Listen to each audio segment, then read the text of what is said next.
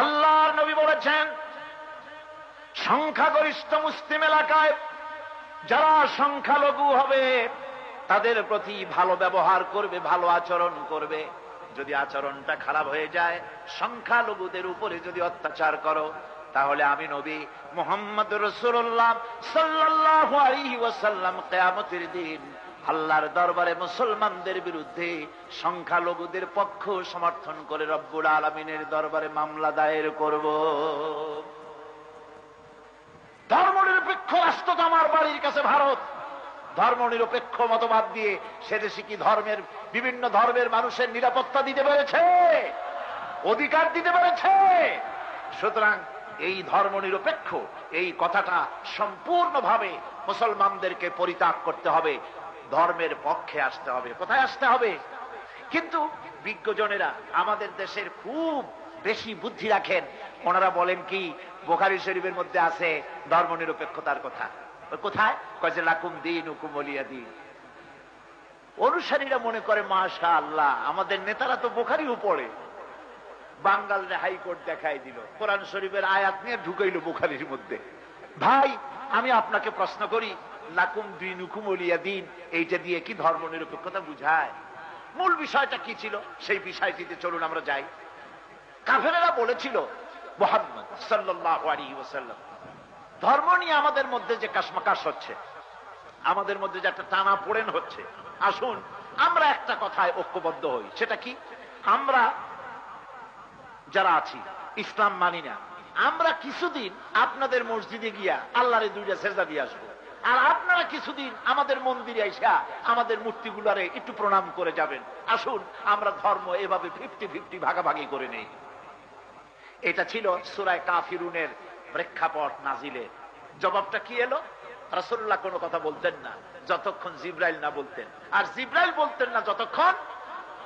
এবার শুনুন আল্লাহ কি বলছেন, এই প্রস্তাবে আল্লাহ কি বলছেন। আল্লাহ রাব্বুল আলামিন বলেন, কুল ইয়া আইয়ুহাল কাফিরুন লা আ'বুদু মা তা'বুদুন। আল্লাহ পাক বলেন, নবী আপনি বলুন, হে মহাসত্যের অস্বীকারীরা, তোমরা যার ইবাদত করো আমরা তার ইবাদত করি না, আবার আমরা যার ইবাদত করি তোমরা তার ইবাদত করো না। সুতরাং মীমাংসা হচ্ছে এটাই, ফয়সালা হচ্ছে এটাই, সিদ্ধান্ত হচ্ছে এটাই, লাকুম দীনুকুম ওয়ালিয়া দীন। তোমাদের দিন তোমাদের জন্য, আমাদের দিন আমাদের জন্য। আর দিন মানে কি গতকাল বলছি, মনে আছে আপনাদের? মনে আছে? দিন মানে কি রাত না রাতের উল্টাটা? দিন মানে কি? জীবন ব্যবস্থা, জীবন ব্যবস্থা। লাকুম দীনুকুম ওয়ালিয়া দীন। তোমরা তোমাদের দিন নিয়ে থাকো, আমরা আমাদের দিন নিয়ে থাকি। এ দিয়ে কি নিরপেক্ষ বুঝায় না পক্ষ বুঝায়? জবাব দেন, কি বুঝায়? তোমরা তোমাদের ধর্মের পক্ষে থাকো, আমরা আমাদের ধর্মের পক্ষে থাকি।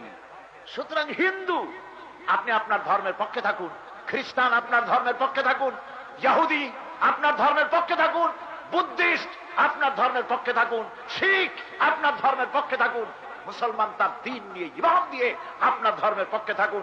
সুতরাং কোন মুসলমান ধর্ম নিরপেক্ষ মতবাদকে বিশ্বাস করতে পারে না, মানতে পারে না।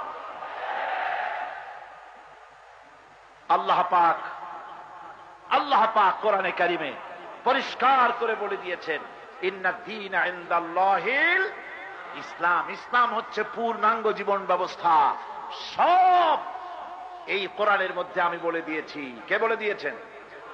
আল্লাহ পাক কোরআনে কারিমে বলেছেন, ফামান তাবিআ হুদায়া ফালা খাউফুন আলাইহিম ওয়ালা হুম ইয়াহজানুন। আমার এই হেদায়েত, হেদায়েত মানে কি? কোরআন। এই কোরআন শরীফের নাম শুধু কোরআন না, কোরআনের নাম ফুরকান, কোরআনের নাম হুদা, কোরআনের নাম শিফা, এর নাম তানজিল, এর নাম নূর, এর নাম কিতাব। আল্লাহ পাক বলছেন, ফামান তাবিআ হুদায়া, এই কোরআন যারা মানবে, যারা অনুসরণ করবে, ফালা খাউফুন আলাইহিম, ওদের জন্য কোনো ভয় নাই। সুবহানাল্লাহ, সুবহানাল্লাহ কইতে ইচ্ছা করে না? এটা কোনো নির্বাচনী ওয়াদা নয়, নির্বাচনে যেমন এক একজন আসেন মঞ্চের উপরে দাঁড়ান আর বলেন ভাইয়ের আমার, বোনের আমার, এবার আমার বালতি মার্কা বাক্স, আপনারা আমাকে আরেকটা বার ভোট দিয়া গোটা জাতির 12:30 বাজাইবার সুযোগ দিন। এটা এরকম কোন নির্বাচনী ওয়াদা নয়। এ ওয়াদা কার? বিশাল আকাশের মালিকের ওয়াদা। বিস্তীর্ণ এই জমিন, পাহাড় পর্বত, সমুদ্র, মহাসমুদ্র, কুল কায়নাতের মালিক আল্লাহ সুবহানাহু ওয়া তাআলার ওয়াদা। সে ওয়াদা কখনো ভঙ্গ হয়? ফামান তাবিয়া হুদায়া, এই কোরআন যারা মেনে চলবে তাদের জন্য কোনো ভয় নাই।